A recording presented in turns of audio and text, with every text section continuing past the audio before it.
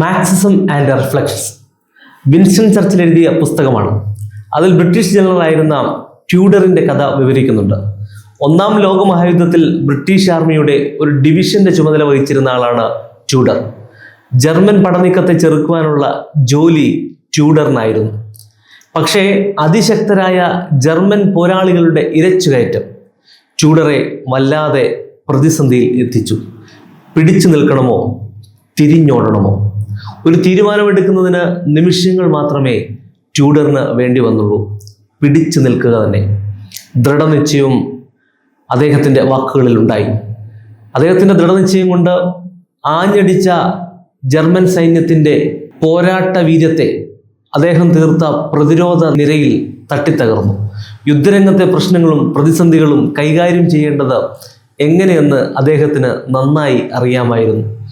പ്രതിസന്ധികളുടെ മുന്നിൽ അടിയറവ് പറയാതെ കരുത്തോടെ നേരിടാനാണ് അദ്ദേഹം തയ്യാറായത്. പ്രശ്നങ്ങളുടെ കുത്തൊഴുക്കിൽപ്പെട്ട് അദ്ദേഹം തളർന്നു വീണില്ല. കരിമ്പാറ പോലെ ഉറച്ചു നിന്നു. അങ്ങനെ നിന്ന ട്യൂഡറിൽ തട്ടി പ്രശ്നങ്ങളും പ്രതിസന്ധികളുമൊക്കെ ചിന്നിച്ചിതറി അപ്രത്യക്ഷമാകുന്ന കാഴ്ചയാണ് പിന്നീട് നാം കാണുന്നത്. നമ്മുടെ ജീവിതത്തിൽ ഒട്ടേറെ പ്രശ്നങ്ങളും പ്രതിസന്ധികളും ഒക്കെ അഭിമുഖീകരിക്കുന്നവരാണ് നമ്മൾ. സാമ്പത്തികമായ പ്രശ്നങ്ങൾ, വിദ്യാഭ്യാസ സാധ്യതകളുടെ അഭാവവും, തൊഴിലില്ലായ്മയും, രോഗവും, ഇങ്ങനെ ഇല്ലായ്മകളുടെയും അല്ലായ്മകളുടെയും ലിസ്റ്റാണ് നമുക്ക് നിരത്തുവാനുണ്ടാകുക. സമ്പത്തിൻ്റെയും ജീവിത സൗകര്യങ്ങളുടെയും ആധിക്യം കൊണ്ട് അത് വരുത്തി വെക്കുന്ന പ്രശ്നങ്ങളും മറ്റ് ചിലർക്ക് പറയുവാനായിട്ടുണ്ട്. മയക്കുമരുന്നിന് അടിമപ്പെട്ട അനേകം ആളുകൾ. എല്ലാം ഉണ്ടെങ്കിലും സമാധാനമില്ലാത്ത എത്രയോ പേർക്ക് അവരുടെ പ്രശ്നങ്ങൾ പറയാനുണ്ട്. അങ്ങനെയുള്ള ആളുകൾ പ്രശ്നങ്ങളുടെ ഒരു സാഗരത്തിലേക്കാണ് എറിയപ്പെടുന്നത്.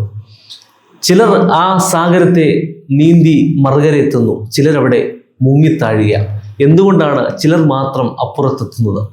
ആദ്യമായി എവറസ്റ്റിൻ്റെ കൊടുമുടിയുടെ നെറുകയിലെത്തിയ എഡ്മണ്ട് ഹിലാരിയെ ഓർക്കുന്നില്ലേ? അദ്ദേഹം എല്ലാവർക്കും ഒരു ഹീറോയാണ്. പക്ഷേ എവറസ്റ്റിലെത്താൻ ഹിലാരിക്ക് നേരിടേണ്ടുന്ന പ്രശ്നങ്ങളെക്കുറിച്ച് നമ്മൾ ആരെങ്കിലും ഓർക്കാറുണ്ടോ? പ്രതിബന്ധങ്ങൾ മൂലം നിരവധി തവണ എവറസ്റ്റിലെത്താതെ തിരിഞ്ഞു മടങ്ങേണ്ട അവസ്ഥ അദ്ദേഹത്തിനുണ്ടായിട്ടുണ്ട്. പക്ഷെ അപ്പോഴൊന്നും പ്രതിബന്ധം തന്നെ കീഴടക്കുവാൻ ഹിലാരി സമ്മതിച്ചില്ല. ഒരിക്കൽ ലണ്ടനിലെ ഒരു സ്വീകരണ സമ്മേളനത്തിൽ ഇങ്ങനെ പ്രസംഗിക്കുന്ന സമയത്ത് എവറസ്റ്റിൻ്റെ ഒരു ചിത്രത്തിന് നേരെ ചൂണ്ടിക്കൊണ്ട് ഹിലാരി പറഞ്ഞു, എവറസ്റ്റ്, നീ എന്നെ പരാജയപ്പെടുത്തി. പക്ഷേ ഞാൻ തിരികെ വരും. ഞാൻ നിന്നെ കീഴടക്കും. കാരണം നിനക്ക് ഇനി വളരാനാവില്ല, പക്ഷേ എനിക്കിനിയും വളരാനാവും. അതെ, ഹിലാരി വളർന്നു. എവറസ്റ്റിൻ്റെ അതിശൈത്യത്തെയും മറ്റനേകം പ്രതിസന്ധികളെയും എല്ലാം വെല്ലുവിളിച്ചുകൊണ്ട് അതിൻ്റെ മുകളിൽ എത്തുവാൻ തക്കവണ്ണം അദ്ദേഹം വളർന്നതാണ് പിന്നീട് ചരിത്രം. പക്ഷെ അതിന് ശാരീരികമായ ഒരു വളർച്ചയായിരുന്നില്ല ഹിലാരിക്കുണ്ടായിരുന്നത്. അദ്ദേഹത്തിൻ്റെ മനസ്സിനൊരു വികാസം സംഭവിച്ചു. അചഞ്ചലമായ ആത്മവിശ്വാസവും അടിപതറാത്ത ധീരതയുമാണ് ഹിലാരിയെ എവറസ്റ്റിന് മുകളിൽ എത്തിച്ചത്. പ്രശ്നങ്ങളില്ലാത്ത ജീവിതമില്ല. എന്നാൽ നമ്മുടെ പ്രശ്നങ്ങളെല്ലാം എങ്ങനെ വീക്ഷിക്കുന്നു എന്നതാണ് പ്രധാനപ്പെട്ട കാര്യം.